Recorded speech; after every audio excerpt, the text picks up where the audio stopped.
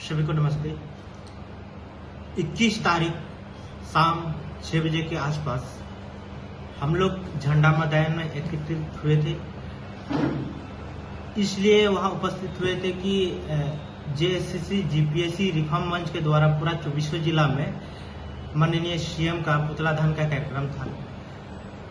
उसी के लेकर के हम लोग झंडा मैदान में उपस्थित हुए थे। परंतु उस दिन कुछ झारखंड मुक्ति मोर्चा का कार्यकर्ता थे, वे हम लोग को पहले से रेगी कर रहे थे कि वहाँ कौन कौन पहले से उपस्थित हो रहे हैं, और हम लोग को जिसे लग रहा था कि कोई अपराधी है, और कुछ पुलिस का पदाधिकारी भी थे कि हर कोना में बैठे हुए थे और वो अपडेट झारखंड मुक्ति मोर्चा का वरिष्ठ पदाधिकारी को दे रहे थे। हम लोग जब जमा ही हो रहे थे, हमको लगता है 20 से 30 संख्या में होंगे छात्र छात्राएं। उस समय 3 झारखंड मुक्ति मोर्चा का कार्यकर्ता आते हैं और वे पूछते हैं कि आप लोग किस लिए उपस्थित हुए। तो हम लोग बोले कि हम लोग माननीय सीएम का पुतला दहन करने के लिए यहाँ उपस्थित हुए हैं। तो बोलते हैं कि नहीं, आप लोग को करने नहीं देंगे। तो उसी बीच टाउन थाना का थाना प्रभारी आते हैं और बोलते हैं कि आप लोग किस लिए उपस्थित हुए। तो उन्होंने भी उसको भी हम लोग बताएं कि सर ऐसे ऐसे बात है कि हम लोग यहाँ से शांतिपूर्ण तरीके से जाएंगे टावर चौक और वहाँ पुतला दहन करेंगे। लेकिन बोला कि ठीक है आप लोग कीजिए, लेकिन शांतिपूर्ण तरीके से। बोले ठीक है सर। परंतु कुछ ही देर में झारखंड मुक्ति मोर्चा का कार्यकर्ता टावर चौक में पहले इकट्ठा हुए थे और वहां से दौड़ करके आते हैं और हम लोग को अचानक मारने लगते हैं। और हमको सबसे पहले तो लखन राम नामक व्यक्ति है और 2-3 उसका साथी हैं, और भीड़ में खींच करके ले जाते हैं और हमको बोलते हैं कहाँ गया वो आदिवासी, कहाँ गया वो मांझी, ऐसे ऐसे जाति सूचक शब्द का वो उपयोग किए और हमको भीड़ में ले गए और मोम लीची करने का प्रयास किया। किसी तरह हमने वहां से छुड़ाने की कोशिश किया, परंतु उन्होंने हमको लाठी से, डंडा से और गला तक हमको दबाए। हमारे कार्यकर्ता वहां बचाव में गए, तब किसी प्रकार हम जान बचा करके भागे। परंतु 2-3 दिन हम लोग कोशिश किए।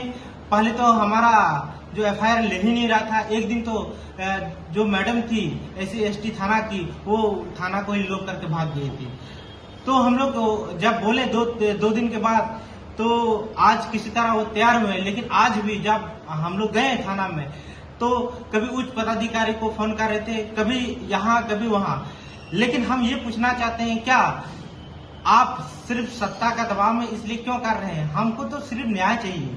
SC/ST थाना इसलिए नहीं बनाया गया है कि आप किसी भी सरकारी जो सत्ता में है उसका प्रेशर में आप आम आदमी का एफआईआर लेने से रोकें।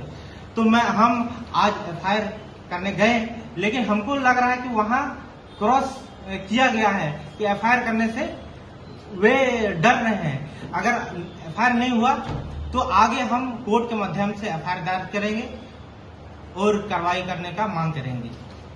आपके भाई ने भी एक प्रेस कॉन्फ्रेंस किया था और उनका कहना था कि आप पर भाजपा के द्वारा दबाव बना करके आपको गुमराह किया जा रहा है। इसके बारे में आपने अभी तक स्पष्ट कुछ कहा नहीं है। मैं बता दूं कि 2016 से जब कॉलेज कैंपस में हम एडमिशन लिए थे गिरिडीह कॉलेज गिरिडीह में, तब एनसीसी कैडेट के रूप में वहां हम एडमिशन लिए थे।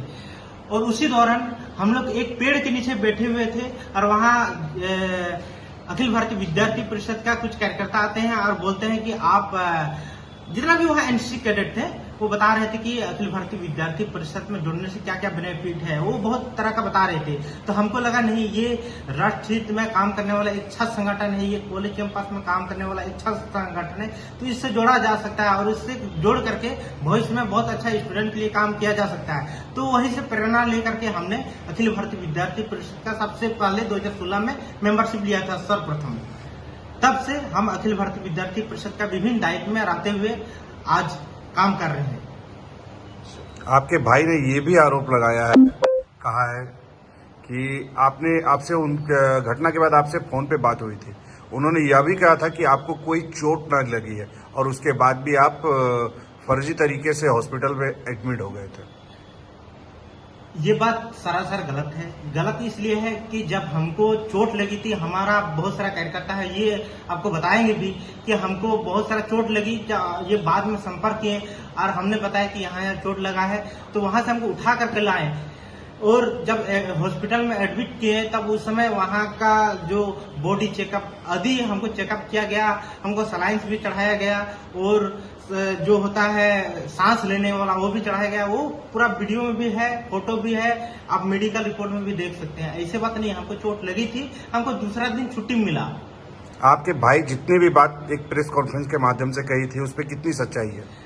उसमें 1% सच्चाई नहीं है और मेरा भाई जो बोल रहे हैं वो किन्हीं का प्रेशर में, और स्पष्ट हमारा जो परिवार का सदस्य है वहां से पता चला कि स्पष्ट माननीय मंत्री जी का प्रेशर था, माननीय हमारा गांडे का विधायक का जो श्रीमती कल्पना सोरेन जी उसका प्रेशर था, और माननीय गिरिडीह का जो वर्तमान जिला अध्यक्ष है संजय सिंह, उसका प्रेशर के बदौलत उस दिन ऐसे मेरा भाई ने वो वक्तव्य दिया था। मतलब आपके भाई ने जो भी कहा वो गलत कहा? बिल्कुल सरासर गलत।